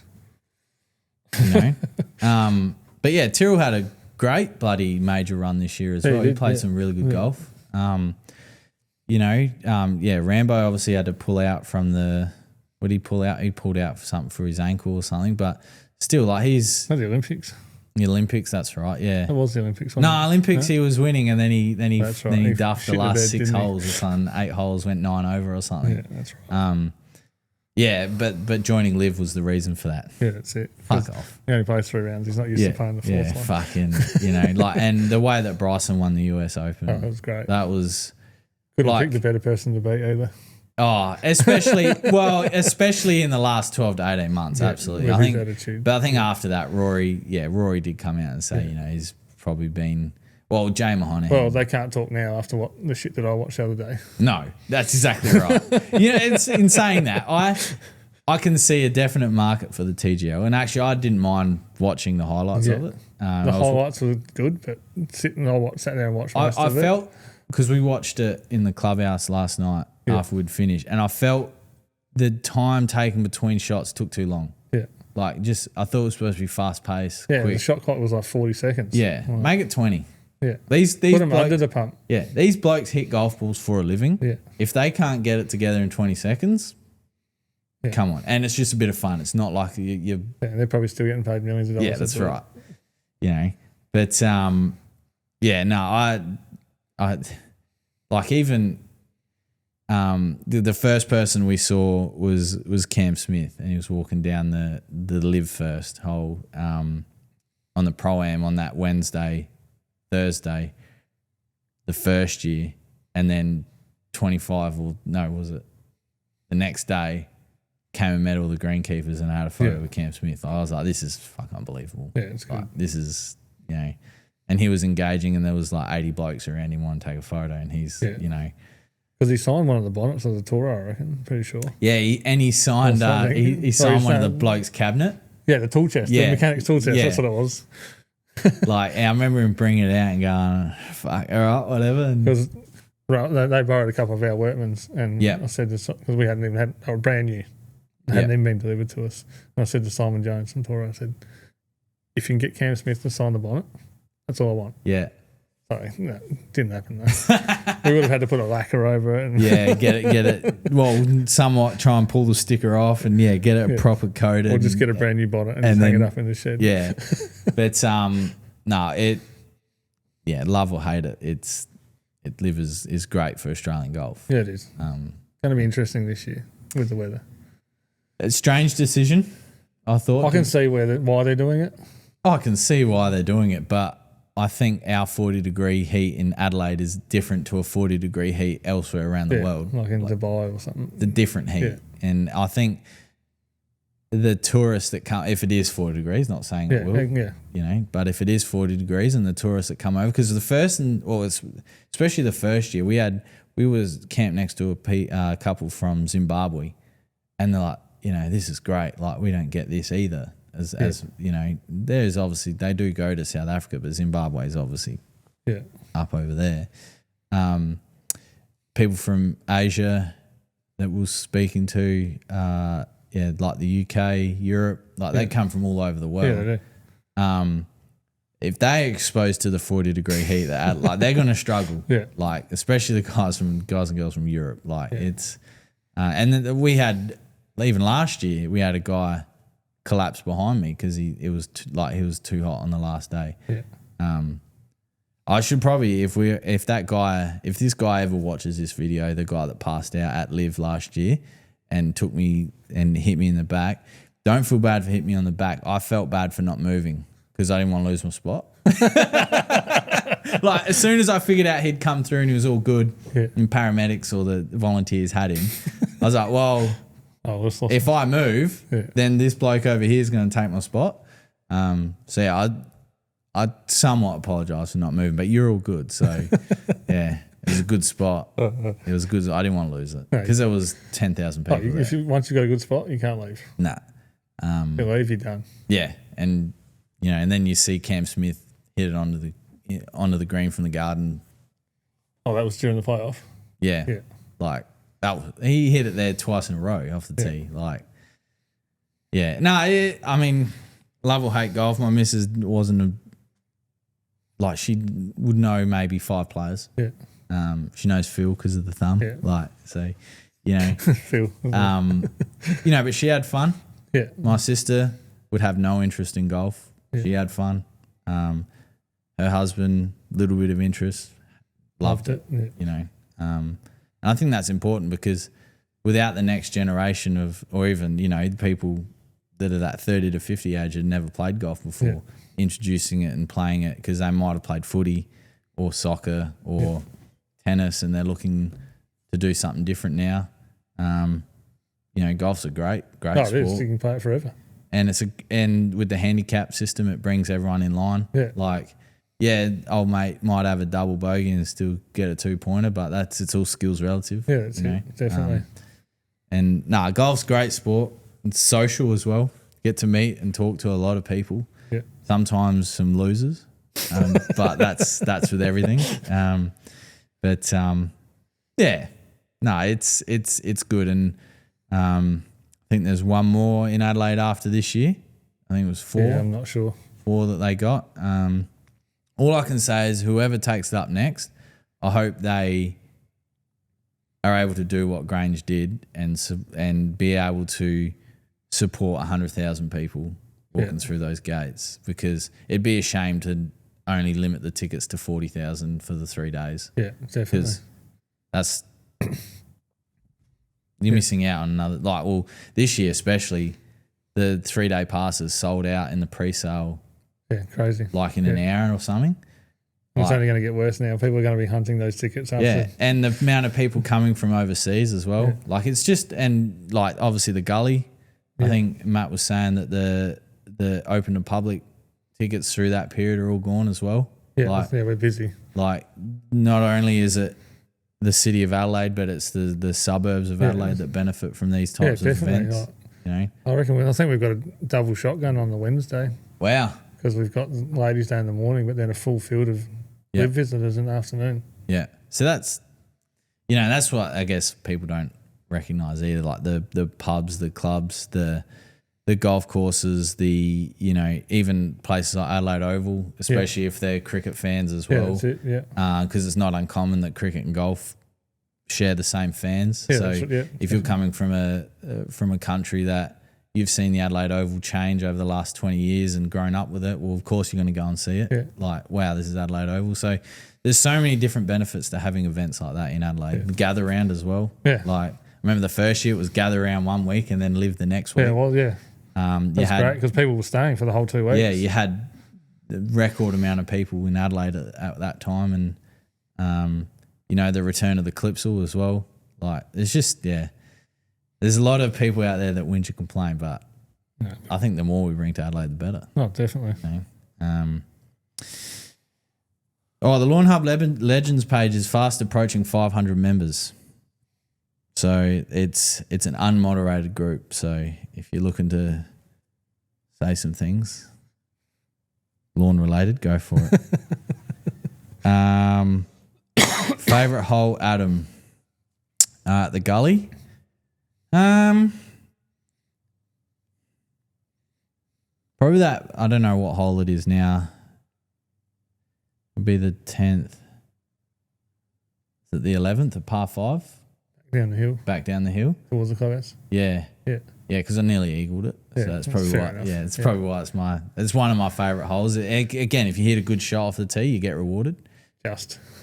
If you hit it right, you're blocked out by the trees. And if you hit it left into the pine tree, you're even blocked out more by the pine trees. You're dead. Yeah. But yeah, nah, I do like that hole, and I've birded it twice. So yeah, I like it. Yeah, it's an easy hole. Yeah, well, it is an easy hole if you hit it straight off the tee. I just hit it down the other hole. And I like the par 4 after the par 3 down the hill. 14.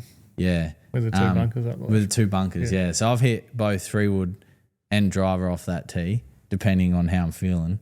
And if you hit a good drive there, you get a good shot at the green. Yeah, that hole's got me by the balls at the moment. Yeah. I just stand on the tee and I just don't know what to hit. Yeah. I've just gone back to hitting driver now. Yeah, mate, if you're going to fuck it up, just hit a driver. Yeah. Yeah. Just bomb it up in the trees and chip it out sideways. And that's like the 7th at Sandy. Fucking hate it. I don't know what hole so it would is now. be, I don't know what hole it would have been in the back in whenever, because it's changed, obviously, like you said, but it's a par 4. You got the houses on the right. And you're hitting the 2-tier green? Nah. You're hitting back towards the clubhouse. Has it got the dam front right? Dam front right. It's not, I hate that all. So they have removed the tree had a fallen branch, so they cut it down. So it's just made it like maybe 3% easier. Like people are like, no, get rid of that. No, you can't get rid of that tree because then it comes too easy. You can just bomb it down there and hit it towards the green. It's got the olive trees down the right and in the house. Yeah. I don't like that at all. Nah. So I hit it out too often. Well, OB, when we played at Nudgee, I was still fighting that slice. Yeah, so my slice is now. Well, I had another lesson. I'm able to now bring it back through on the inside. So I hit a nice draw off the tee now. So, which is crazy because if you asked me back at Nudgee to hit a draw off the tee, no chance. For $10 million, wouldn't been able to do it. Would not have been able to do it. So the shot shape works, but usually because we play the back 9 first, usually by the time we get to the 7th, the wind's picked up by then. So if the wind's going left to right towards the houses, then I've got to really try and fight that draw to keep it straight. But then if it's going the other way, then you can go. Let's hit it over the fence. You can hit a straight drive and the wind pulls it to the left, and then you're behind the gum tree and you're punching out. You're trying to get up and down for a par, but that's got, as you said, it's got me by the balls, and it has for probably 2 years. Yeah, I had the same at Gully. One hole had me by the balls every time I played. Didn't matter how good I was playing. Isn't it crazy? Like just your whole mindset changes when you step up on the tee. And then I've got the hole at the Gully. I stand up there and know I'm going to hit a good tee shot every time I tee it up. Yeah. The first so be our 10th hole, but the first hole I can always seem to just be able to get up on that tee and just have no troubles and just pipe it down. So what do we got? 1:30. So guys, remember, if you got questions, get them in. It's more so just chatting Chatting amongst themselves. Yeah. Martin, I'm not diagnosed, but I'm self-diagnosed dyslexic. So if I get this wrong, I've got a feeling who I might know who it is. Martin Cromwick. Big Marty. He's a legend. Benny with thumbs up. Yeah. Marty loves his lawn. Oh. Yeah? Yeah. That's good. He's got 2 young boys that are members at the Gully. So. Yeah, nice. I mean, that's good to like kids as well. Like, I think golf it is changing with, especially what happened with COVID, but it was one of the only sports that you could play. Yeah, especially in this state. And in this state, and with the introduction of live and the exposure that it's got, the amount of kids starting to take up golf and I suppose the stigma that golf's like you have to be old man to play golf is changing. Like, why can't golf in the next 5 to 10 years be a regular sport for kids like footy and soccer and netball? There's no reason why it can't. Yeah, it just takes too long. Yeah, but so does cricket. Yeah. Cricket, like this, as you get older, cricket is like you especially if you're playing cricket at a higher level if you're playing grade cricket as a youngster, your weekend's gone. Yeah. You no different to golf, I suppose, but I suppose, and this is not just for you. on your course, but many courses, irrigation limitations with a busy course. So obviously in a perfect world, you get your irrigation down in the morning. Yeah. But you guys are out there in the morning, and then you got the first group that comes through. How do you sort of navigate that sort of stuff or those sorts of challenges on especially a busy golf course? Yeah, it's tough. Well, we don't have the capacity to get enough water out. We've only got 3 pumps, so we can only pump at 45 litres a second. Yep. And with my hydraulic tree, it makes it hard to get. I can only water 9 fairways in the rest of the course at night. Yep. So if I want to water in a chemical or something, I've got to spray. Half the course. Takes me 3 days. Yeah. I'll spray wetting agent on fairways next week. Yep. I can only do 6 a day. Yeah, okay. To give it the right amount to water it in that night. Yep. So I'll wash it in for 10 minutes. But to give it a good 30, 40-minute drink that night, yeah, I've started water at 6:30 at night and it's finishing at 7 o'clock in the morning. Yeah, that's crazy. Yeah, because obviously, like, it's probably at the moment the number one question we get is like, when should I water? But for you guys, it sort we of don't goes, have a choice. It goes out the window. You have to water during the night time. Yeah. Late afternoon into the. And then we have twilight on Tuesday night, so I can't start watering till 8:30. Yeah. So Tuesday night is most of the time where I give everything a night off. Yeah. Because it's so windy up at the Gully. I get the Gully winds. Yeah, we went, me and my missus went to the Christmas light road at the end. Yeah, that one. Yeah. And, the sprinklers were on, but it was windy as. And, just, or even yesterday at Grange, they put some fert out on the chipping green by the first, whatever, east or west, I don't know. Yeah. Whatever. And, they put the sprinklers on and the wind was up. And I don't think there would have been one sprinkler that was facing at one point head on into the wind. I don't think any of the water was going onto the green. It was just Monday night, more irrigation, useless. Yeah. 50k winds all night. It's crazy. I've never seen the course messier. There was bark and gum leaves everywhere. So the 1.4 meg that I put out on Monday night is in the neighbour's house. I might as well just put it down the creek. Yeah. So I suppose with that sort of debris on the course, do you try and clean it up, or it's just? Oh, Tuesday we had no choice. We had no choice. We just left it. Yeah. It blew from 6 o'clock at night till 11:30 the next morning. Yeah. No Take chance. the blower out and try and clean it up. It was just pushing shit uphill. Mm. So Wednesday it was a nice morning. So hosed everything off, all the greens off before we cut, and got the blower out there, 2 rough cutters, just chopped it to smithereens. Yeah. Wouldn't even know now. Make some nice organic matter. Yeah. Yeah. Yeah. So obviously we touched on it for a brief second, technology in golf. The technology in the turf industry over the last, 5-10 years has been, I suppose, in some cases groundbreaking in terms of, like, for example, the Rainbird system that's able to really, like, hone in on how long you need to irrigate areas for and all that sort of stuff. What do you see as the next best thing that you guys as turf curators or turf professionals or whatever is going to be something that you go, fuck, why didn't someone think of this 10, 15 years ago? Or something that you would like someone out there to go, yeah, I could probably make that happen. Yeah, well, let's do that. If it's going to help hundreds and thousands of people around the world. Hey, if I could think about it, I would have tried to make it myself. Yeah, yeah, that's fair.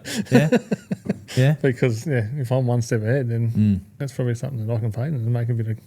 Because in the ag world, and I touched this briefly, I think it was with, I can't remember who it was with, but they were talking. There was this harvester, well, not this harvester, this spraying unit that would infrared scan the ground, and instead of putting, I've seen that when I was in America, instead of broadcast spraying, it's just spraying the weed as that one little, and it's so calibrated down to the 0.0001 of a mil. There's no chance of over application, so you're not going to inhibit anything that's growing. And I mean, like, that's pretty special. Yeah. I went to a seminar when I went to the conference in the States. We were talking about power, and there was a course in America doing it with power. Yep. And the boom would go out and it would just identify the power plant, and that's all it would spray. Imagine the initial investment in the Technology. and the infrastructure, the hardware, the machine is obviously going to be large. But you think about over the next 10, even the first year, how much you'd save in chemicals. Especially if you're a course that sprays a lot. Correct. Like, my budget isn't high enough to warrant me getting something like that, or a GPS sprayer. Yep. Because I'm only going to save $1,500 a year. Yeah, so it's not worth it, really. You spend $150 grand to set it all up, and you're only saving, say, $5 grand at the most a year. Mm. It's a big investment. Yeah, well, it is. And take you a long time to get it back. Take you 30 years to get your money back. I don't think. Yeah, some people don't think about that. In an ideal world. Yeah, perfect world. Everyone's got, labour that doesn't want to charge or doesn't want to work for $100,000. Everyone and you've got hands on deck. Not everything's like that, and we live in a country in Australia where people are paid a fair wage to do things. So the autonomous stuff moving forward is going to be interesting. Mm-hmm. That's the thing that it's so hard to find qualified staff these days. Yeah. An autonomous greens mower I saw in the States as well.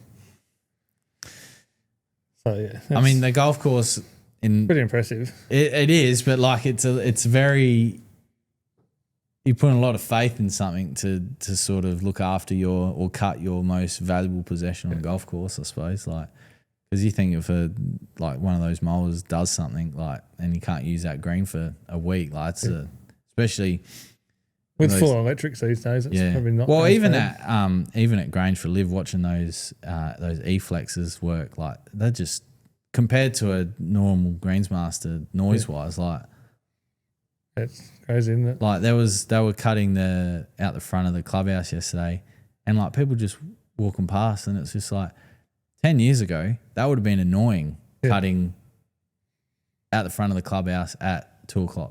Yeah, like it just wouldn't happen. Yeah. Now, click a button, starts up, all you hear is the blades. That's it. Yeah. Do you have any E-flexes or your? Yeah, we're hybrid. Yep.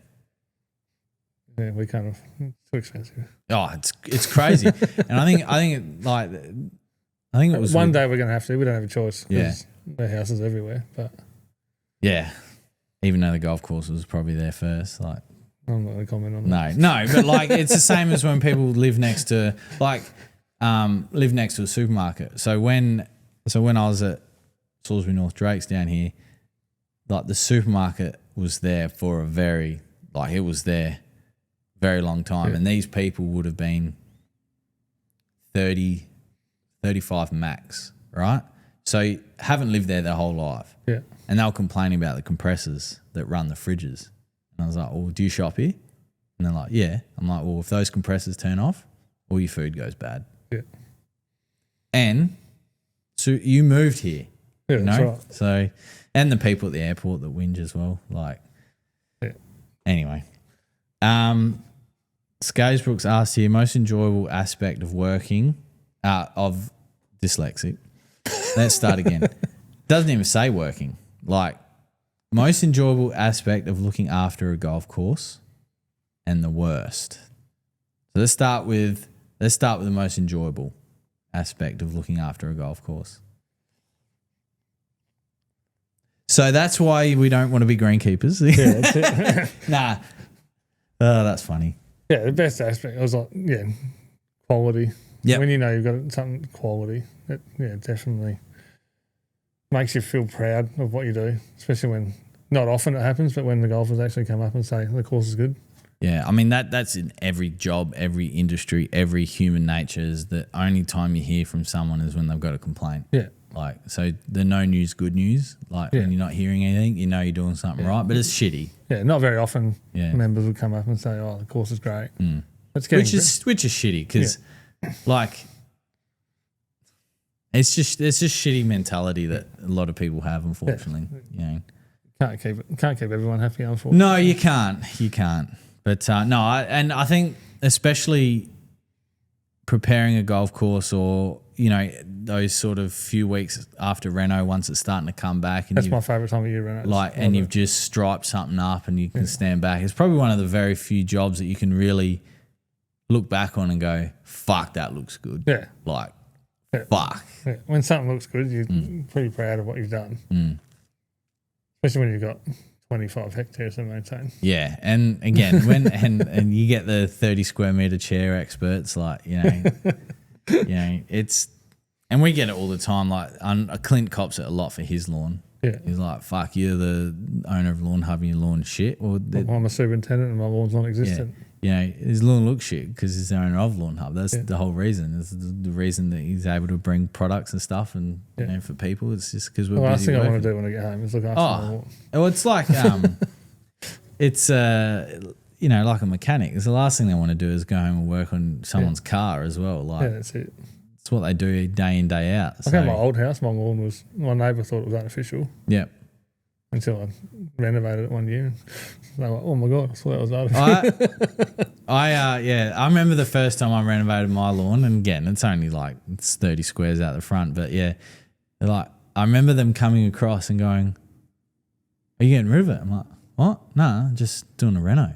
And like, what's that? What's that? And I told them, and they're like, are you sure? I'm like, yeah, I've been doing this for a while. Like, it'll be all right. Yeah.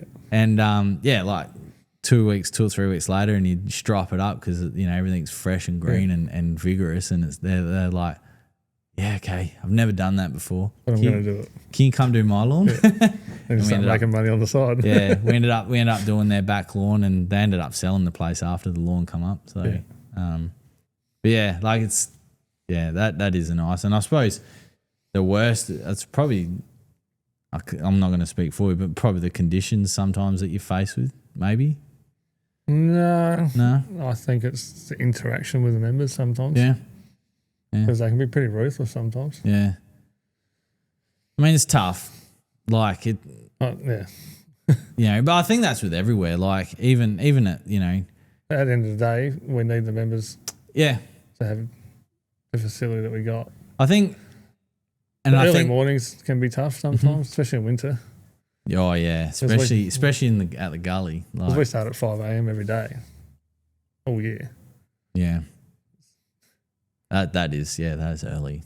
Yeah. Like 2 degrees and wind chill factors like -2 or -3. -2, yeah. And you're cutting grains and it's not really enjoyable. It's pissing with rain.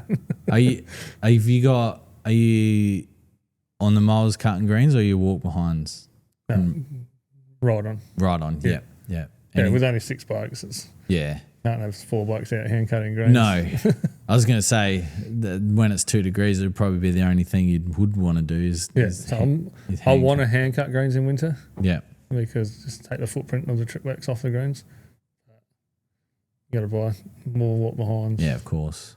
Yeah, it's doable in winter, I think, because we're not cutting the coots as often. Yep. So you can get your 3 guys out and probably cut 7 greens each. Yeah. But it'll be tight because we're still stupid busy in winter as well. Yeah, well, there's always things to do. Yeah. When the guys down there say, oh, Adam, I've got nothing to do. No, careful, because I'll give you a job. Because golfers tee, 2 start every single day. Yeah. Every day of the week. That's crazy. 7 o'clock in winter. 5 start on Saturdays in winter. 5 start at 7 o'clock in the morning. Yeah. Right. It's a rush. The boys start at 4:30 on Saturday morning to cut the greens to beat the field. Yep. Like, it's crazy. Yeah, that is crazy. That's tight. That is very tight. Yeah. Yeah. I think, and this is something that Sandy Creek's done, is send out, and I'm sure all golf courses are the same, all clubs are the same, but like if something's happening at the club, like, I've got an issue on the 14th green or whatever, for example, there'll be a member's notice about it, and it's like, hey, so this is what's going on, this is why this is the way it is. And granted, not all members read the notice and they still whinge, and then, that's one thing that they've done quite well. And with the irrigation difficulties that, like they've just drilled a new bore out at Sandy Creek. That's handy. It was very handy, yeah. And I think the more education that is is shared around the club for things like that, it won't stop everyone, but it might. And back to what I said earlier, if you don't know, you don't know. And some people just genuinely don't know, whether that's because they are on one side of the fence and have no idea about it or how things work. But the other side of it is just people think they know better and they don't, you know. What do we got here? I did have so Lou Skunt. That's clever. That's great. That's I like that. G'day Jonesy and Ben. G'day Lou Skunt. I have about 2 or 3 patches in my Tiff Tuff that haven't quite grown over from the Reno in November.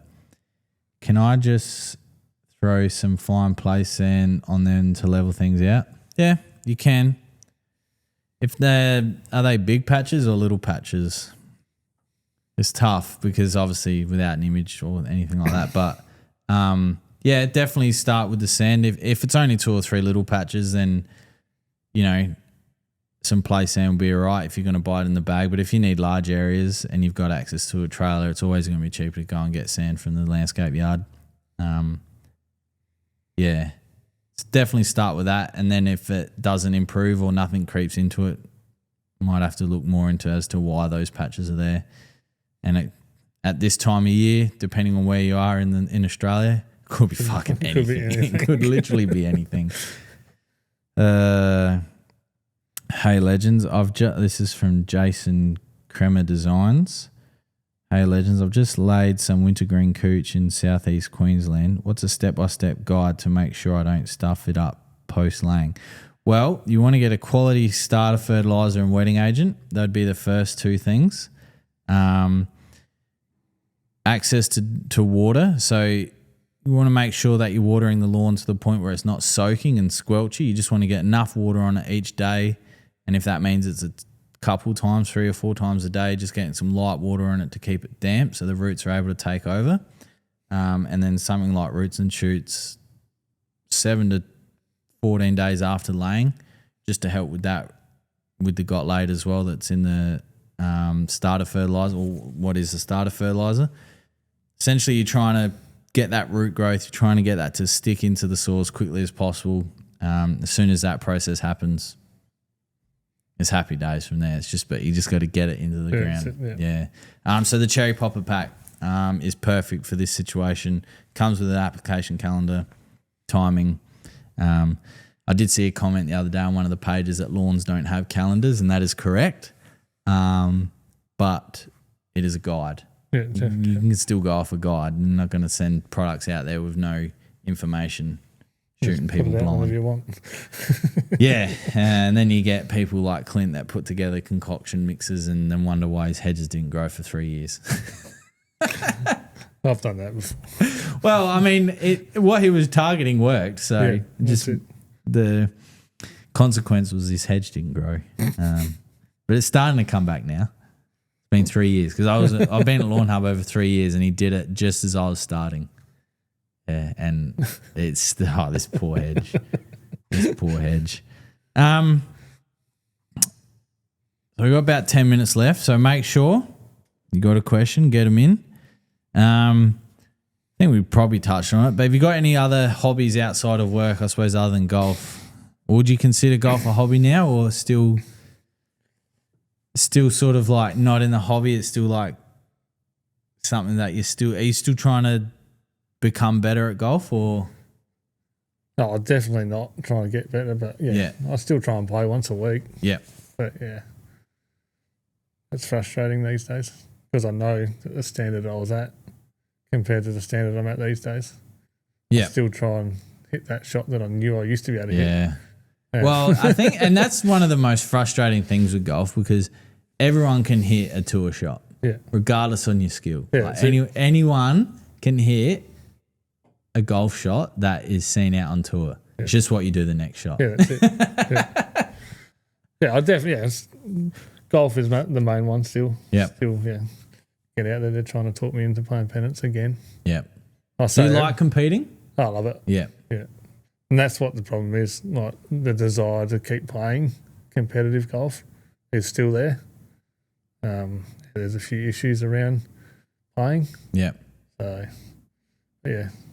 I say no every year, and 2 weeks out of the season. It comes around again. You can feel the fire starting to burn again, and you're like, I want to be part of it. So yeah, I think when I stopped playing footy and cricket, you do miss it, especially if it's been part of your life for such a long time. Yeah, that's it. It's been my life for 40 years. And I think that's why, especially this year, I enjoy Black Friday so much, because although we weren't competing in a sport, we were still competing for like ad space and getting in front of people, and the results that we had were outstanding on that first day. Like it felt like, although I wasn't playing a physical sport, the competitiveness was right up there.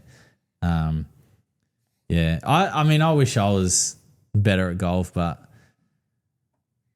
because I would like to, compete and see how it'd go, because competing at high level cricket versus even amateur golf, I get more nervous playing amateur golf on a Saturday than I ever did playing cricket. Yeah, like it's I don't know what it is. Like I'd love to be better at golf, to be able to say like, I teed it up against so and so and held my own for, but I'm not that good.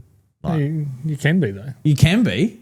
Like I you should have told Clint you need a few months off to practice. The trouble is, I just love working here too much. Like I'd love to go and hit balls 2 or 3 times a week, and like really work on a on a shape or a technique or something. Like my putting, I'd really love to, work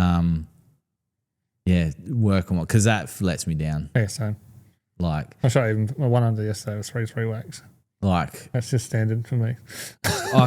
You could hit a smoker drive, awesome iron shot, and your putting lets you down. Yeah. And then you look back through the scorecard, and because I remember the first time I broke 80, I went through my score, and I should have never have done it, but there was 4 putts there. Yeah. I could have shot 75, which is 3 over at Sandy, which I would have been like, just sign me up. Yeah, like, I'll do whatever you want. I'll play pennants. Yeah.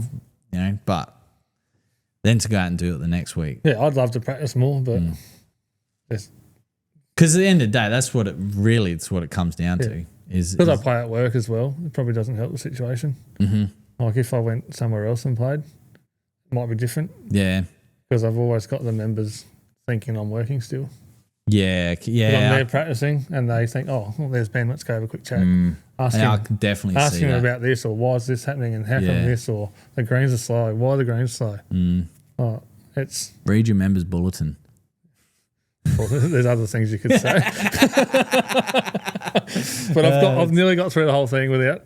Yeah. So, no, I think that, and that's with every golf course. Yeah, like right. I see it, and we're at Sandy, and we're nowhere near the level of Teacher Gully. It just happens everywhere. Yeah. I think and back to practicing, like I was only obviously I had this coach that didn't believe there was anything called natural talent, but you've got to have natural talent. You have to. In golf, if you're going to be really good at golf, you have to. Yeah. You can't coach a Tiger Woods.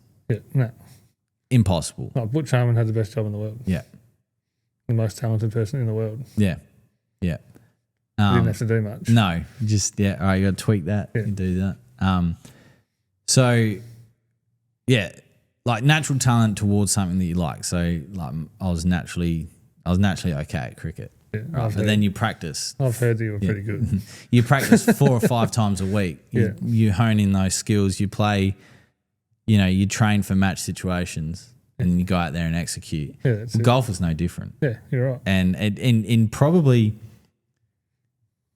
in one sense, it's probably easier to replicate match conditions in golf because of the access you have to golf courses, right? Yeah. So in cricket, you can't just go out and have a centre wicket on a Wednesday night because the curator's preparing the pitch for Saturday. Yeah, and you need someone else there with you. Yeah, You can't do it by yourself. No, that's right,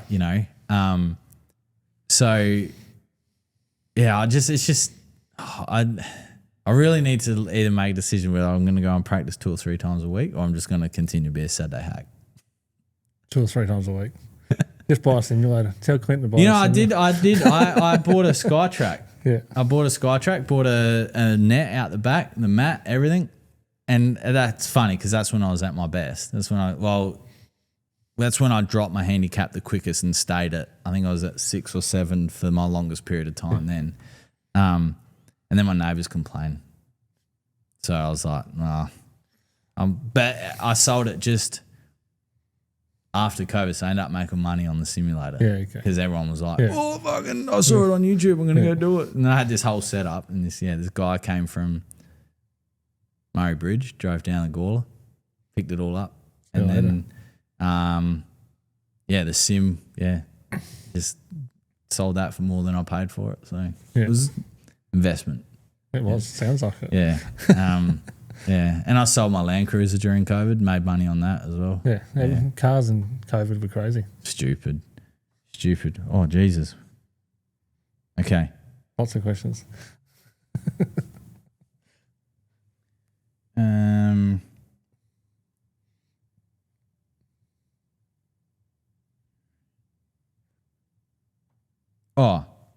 So Jason's asked as well, if I hit an area with Roundup Glypho/Glypho, then 5-7 days later lay turf, will this be okay? Yes, it will be. But ideally you try and, depending on what you're spraying and what was there, if you want to try and remove that material as well. Sometimes if you lay turf on top of turf on top of turf, it can get a bit shitty. But especially if it's kite. Yes, especially if it's kite. Lou's written, only 2 small patches. So 2 20-kilo bags from the hardware store will be fine for sand. In Loxton, you're going to get good weather as well. So now's the time to do that sort of stuff. I should have mentioned I have golf course green pack. Yeah, follow that application calendar as well. Especially at this time of year in Loxton, you're going to get some good results. Cool. That's interesting. I have to take that phone call after. Sorry, Luke. Cool. Well, Ben, thank you so much for coming. Thanks for having me. Feel like I got a lot out of that. I think it was good.